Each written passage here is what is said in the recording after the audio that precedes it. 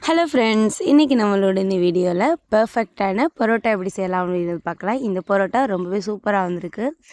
நல்லா சாஃப்டாகவும் மொறுமொருண்டும் நல்லா உப்பி ரொம்ப சூப்பராக வந்திருக்கு. கண்டிப்பாக நீங்களும் ட்ரை பண்ணி பாருங்கள்.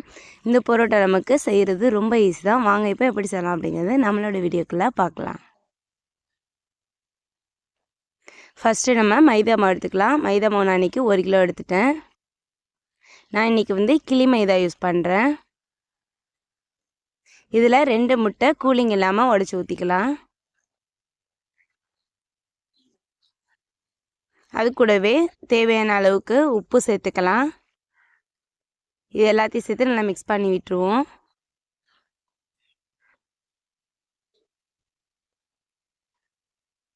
இப்போ இதில் 250 ml பால் சேர்த்துக்கலாம்.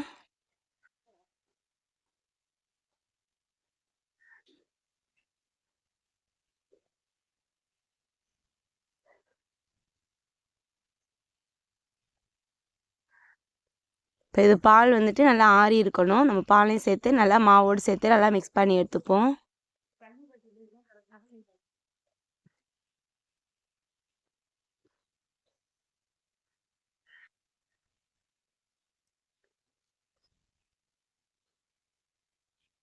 இது நல்லா மிக்ஸ் பண்ணி விட்டுட்டு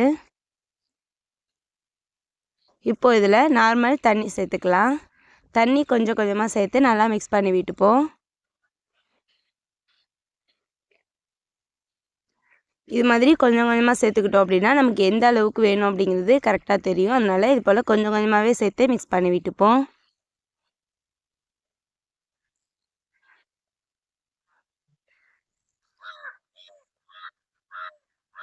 இப்போ எனக்கு தண்ணி கரெக்டாக வந்துடுச்சு. இது நல்லா பிசைஞ்சு எடுத்துக்கலாம். இந்த அளவுக்கு தண்ணி இருந்தால் போதும். இப்போ நம்ம கரெக்டாக இந்த மாவு 1/2 மணி நேரம் நல்லா இது போல் நல்லா ப்ரெஸ் பண்ணிவிட்டு பிணையணும். நம்ம எந்த அளவுக்கு மாவு நல்லா அழுத்தம் கொடுத்து பிணைகிறோமோ அந்த அளவுக்கு ரொட்டி நமக்கு நல்லா சாஃப்டாக லேயராக வரும். நல்லா 1/2 மணி நேரம் வரைக்கும் கைவிடாமல் இது போல் நல்லா இழுத்து விட்டு மாவை பிணையணும்.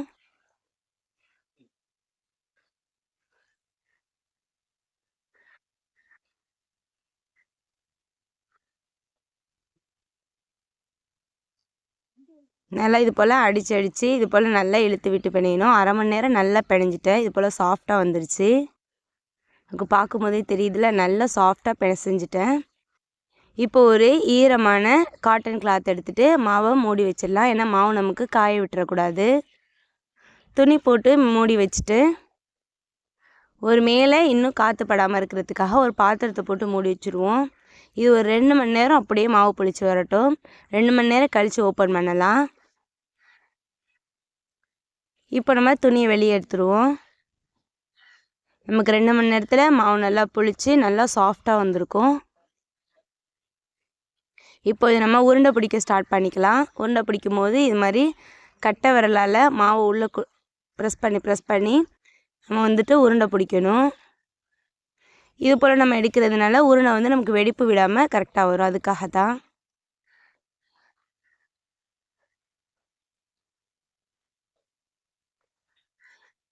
இதே போல் அடுத்தடுத்து எல்லா உருண்டையுமே உருட்டி எடுத்துக்கலாம். மாவு எல்லாத்தையும் உருண்டை பிடிச்சாச்சு. இப்போ மறுபடியும் ஒரு தடவை இது போல் கையால் உருட்டி எடுக்கணும். ஏன்னா நமக்கு மாவு காய விடாமல் இருக்கணும் ரொட்டிக்கு.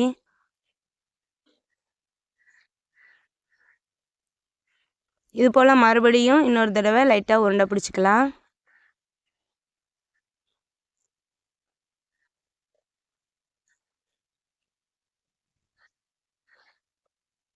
இப்போ ஓரளவு எல்லாம் ஈரப்பதமாகிடுச்சு. இப்போ இந்த டைமில் எல்லாத்துக்கும் எண்ணெய் அப்ளை பண்ணிப்போம். நான் இன்றைக்கி நல்லெண்ணெய் தான் யூஸ் பண்ணுறேன். நல்லெண்ணெய் அல்லது சன்ஃப்ளவர் எண்ணெய் எது வேணாலும் யூஸ் பண்ணிக்கலாம். எல்லா உருண்டைக்குமே எண்ணெய் அப்ளை பண்ணி எடுத்துக்கலாம்.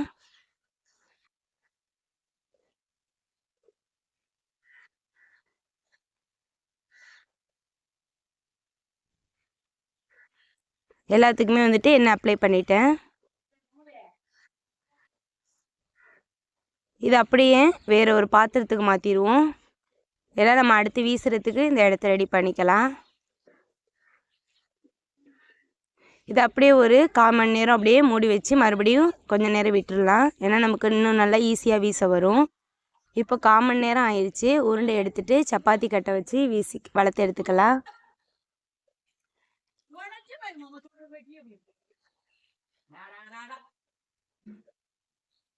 இது போல் சப்பாத்தி கட்டையை வச்சு வளர்த்து எடுத்துட்டு நம்ம வீசிக்கலாம். வீசும்போது ஃபஸ்ட்டு நம்ம அடுக்கு பரோட்டாக்கு வீசிக்கலாம். அடுக்கு பரோட்டாக்கு ரொம்ப வீச தேவையில்லை. இது போல் 3லேருந்து 4 தடவை வீசிட்டு சுற்றிலும் மாவு வந்து இது போல் கையாலேயே எடுத்து விடணும்.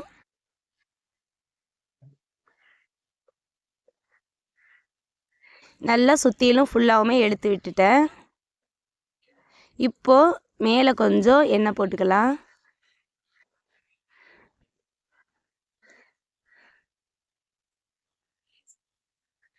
அடுத்து 2 ஓரத்தை எடுத்து இது போல் மடிக்கணும். அதே போல் ஆப்போசிட் சைடு உள்ள 2 ஓரத்தை எடுத்து மடிக்கணும். திருப்பி ஒரு ஓரத்தை 2ஆக மடித்து அதுலேருந்து இப்படி சுருட்டிகிட்டே வரணும். சுருட்டிகிட்டே வந்து லாஸ்ட் எட்ஜில் வந்துட்டு நம்ம எடுத்து லாஸ்ட்டாக ஒட்டி விட்டுறணும். நம்ம சப்பாத்தி கட்டையில் வளர்க்கும் போது வந்துட்டு அந்த ஓரத்தில் கட்டி இல்லாத மாதிரி நல்லா ஈக்குவலாக நல்லா வளர்த்து எடுத்துகிட்டு தான் வீசணும்.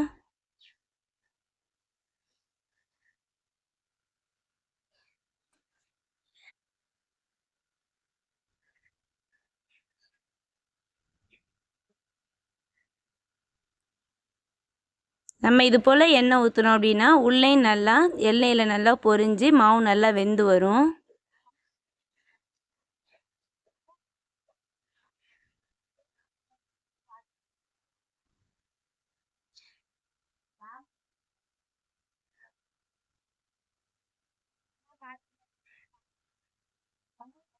அவ்வளோதான், நமக்கு அடுக்கு பரோட்டா ரெடி ஆயிடுச்சு. இதை அப்படியே வச்சுருவோம்.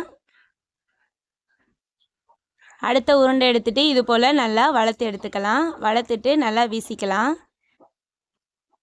இது போல் நல்லா இழுத்து கொடுத்து வீசணும்.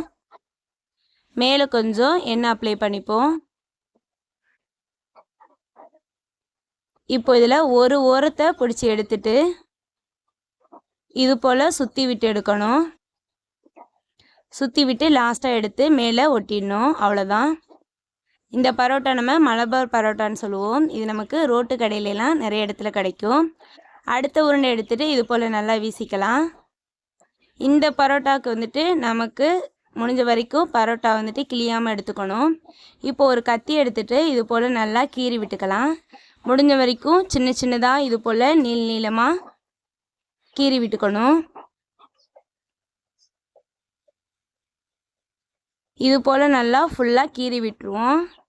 கீறிட்டு இந்த கத்தியை வச்சு இது போல் நவத்திடணும்.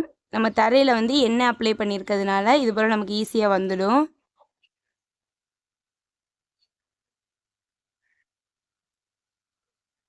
இது ஃபுல்லாக இது போல் கத்தியை வச்சு இப்படி நகர்த்தி ஒரு இடத்துக்கு எடுத்துகிட்டு வந்துடணும்.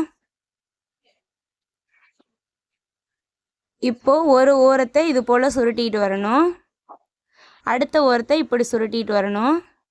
இதை அப்படியே எடுத்து மேலே வச்சிடணும். அவ்வளோதான். இதை ப்ரெஸ் பண்ணி விட்டு நமக்கு தட்டி போட்டோம் அப்படின்னா நமக்கு நூல் பரோட்டாவும் ரொம்பவே சூப்பராக கிடைக்கும். அடுத்தது அதே போல் வீசின பரோட்டா மாவில் எண்ணெய் மேலே தடவிட்டு இந்த ஓரத்தை எடுத்து மேலே அப்படியே மடிச்சுட்டு இதை மடிச்சுக்கலாம். அவ்வளோதான். நமக்கு 4 பக்கமும் மடிச்சிட்டோம் அப்படின்னா நமக்கு மடிப்பு பரோட்டாவும் ரெடி ஆகிடும். அதுவும் ரொம்ப சூப்பராக இருக்கும். நல்லா மொறுமொருண்டு இருக்கும். நம்ம எல்லா மாவுமே நல்லா வீசி எடுத்தாச்சு. இப்போ தோசைக்கல் நல்லா கனமான தோசைக்கல் வச்சு சூடாகட்டும். நல்லா சூடானதுக்கப்புறம் சிம்மில் வச்சிடணும். நம்ம வீசி வச்சுருக்க பரோட்டா மாவில் ஃபஸ்ட்லேருந்து எடுத்துக்கணும். அப்போது தான் நமக்கு நல்லா கரெக்டாக உப்பி வந்திருக்கும். ஃபஸ்ட்லேயே வீசி வச்சுருக்க பரோட்டா எடுத்துகிட்டு இது போல் ப்ரெஸ் பண்ணிக்கலாம். ரொம்ப அழுத்தம் கொடுத்து ப்ரெஸ் பண்ண வேணாம். லைட்டாக அது போல் ப்ரெஸ் பண்ணி சூடான தோசைக்கல்ல போட்டுக்கலாம்.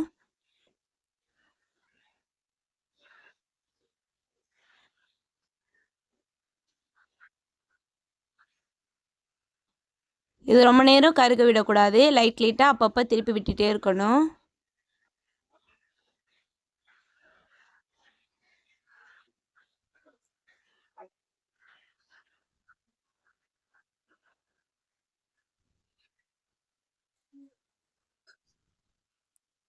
இது போல் கொஞ்சம் நேரத்துக்கு ஒரு தடவை நம்ம திருப்பி விட்டோம் அப்படின்னா தான் உள்ளே நல்லா வெந்து நல்லா சாஃப்டாக வரும்.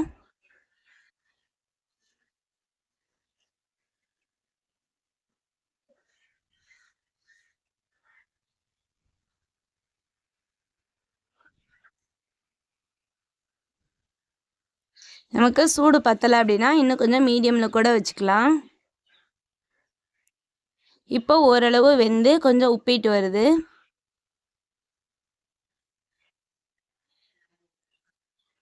இந்த உப்பிட்டு வர்ற இந்த டைமில்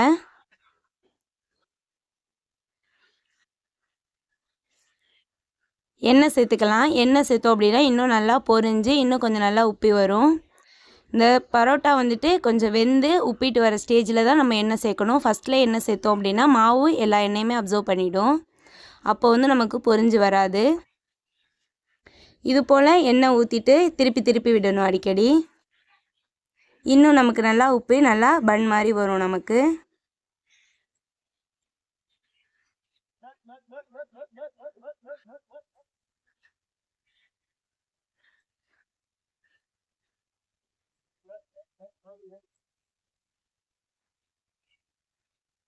அவ்வளோதான், நமக்கு சூப்பராக ரெடி ஆகிடுச்சு. இப்போ அப்படியே வெளியில் எடுத்துடலாம்.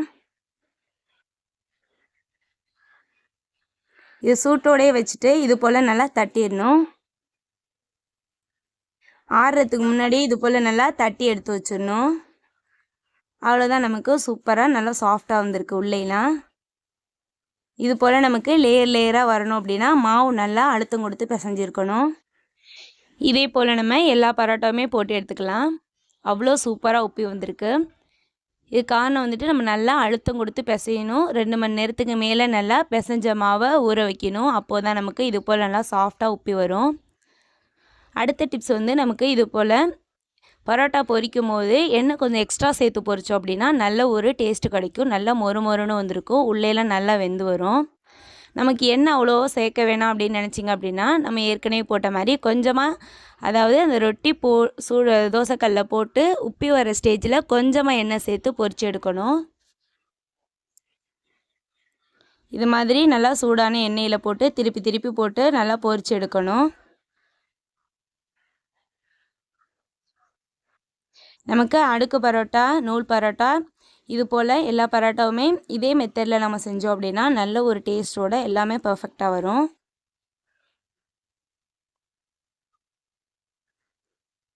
அவ்வளோ அழகாக ரெடி ஆகிடுச்சு. அவ்வளோதான், இது அப்படியே நம்ம வெளியில் எடுத்துருவோம். நமக்கு எண்ணெய் கொஞ்சமாக ஊற்றுறதுக்கும் கொஞ்சம் அதிகமாக ஊற்றுறதுக்கும் நல்லா வித்தியாசம் தெரியும். நல்லா இது போல் நல்லா பன்னு மாதிரி உப்பி வரும் எண்ணெய் அதிகமாக சேர்த்தோம் அப்படின்னா. அவ்வளோதான், நமக்கு ரொட்டியெல்லாம் ரெடி ஆகிடுச்சு. எல்லாமே சூப்பராக வந்திருக்கு.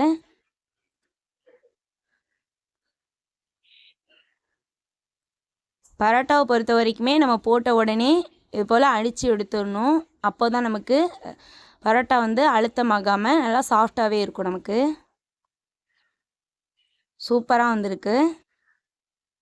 கண்டிப்பாக ட்ரை பண்ணி பாருங்கள். இது கூட கோழி சம்மா வச்சு சாப்பிட்டோம் அப்படின்னா அவ்வளோ ஒரு டேஸ்ட்டாக இருக்கும். நீங்கள் ட்ரை பண்ணிவிட்டு எப்படி இருந்துச்சு அப்படின்னு கமெண்ட் பண்ணுங்கள். அவ்வளோதானா, எல்லா பரோட்டாவுமே போட்டு எடுத்துட்டேன். எல்லா பரோட்டாவுமே ரொம்பவே சூப்பராக வந்திருக்கு. நமக்கு அடுக்கு பரோட்டா நல்லா அடுக்கடுக்காகவும் வந்திருக்கு. நூல் பரோட்டா அழகாகவும் ரொம்பவே சூப்பராக வந்திருக்கு. இது போல் எடுத்து பிச்சோம் அப்படின்னா நமக்கு அது போல் நூல் நூலாக வரணும்.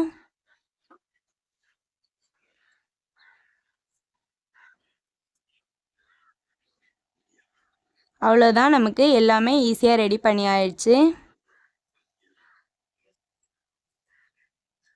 இந்த வீடியோ உங்களுக்கு யூஸ்ஃபுல்லாக இருந்துச்சுன்னா மறக்காமல் லைக் பண்ணுங்கள் அண்ட் சப்ஸ்கிரைப் பண்ணுங்கள். உங்களோட ஃப்ரெண்ட்ஸ் அண்ட் ஃபேமிலி மெம்பர்ஸ்க்கும் ஷேர் பண்ணுங்கள். அடுத்த வீடியோவில் இன்னும் ஒரு சூப்பரான ரெசிபியோடு உங்களை நான் மீட் பண்ணுறேன். தேங்க்யூ, பாய்.